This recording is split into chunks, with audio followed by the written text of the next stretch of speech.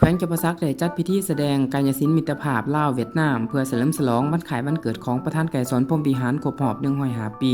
และประธานโฮจิมินห์ครบรอบ135 ปีซึ่งเขาร่วมโดยการนำขันสูงของแขวงและต่างหน้าจากกงศูนย์เวียดประจำภาคใต้ลาวพร้อมด้วยคณะผู้แทนจากภาคส่วนต่างๆการแสดงกายศิลป์ครั้งนี้ประกอบมีหลายสุดการแสดงที่เน้นหนักถึงมิตรภาพอันแน่นแฟ้นระหว่าง2ประเทศและสายสัมพันธ์พิเศษระหว่างลาวเวียดนามที่ร่วมกันสร้างขึ้นโดยประธานไกรสอนพรหมวิหารและประธานโฮจิมินห์ท่านประดิษฐ์วรรณรัศมีประธานกฎกาพรรคแขวงได้กล่าวว่าการจัดงานในครั้งนี้แม้นการยั่งยืนถึงสายสัมพันธ์พิเศษและการร่วมมืออันบ่สิ้นสุดระหว่างลาวเวียดนามที่ได้รับการวางพื้นฐานโดยบุริมสิทธิ์ของประธานทั้งสองท่านที่จะสืบต่อเสริมขยายพัวพันธุ์ดังกล่าวให้แน่นแฟ้นยิ่งขึ้น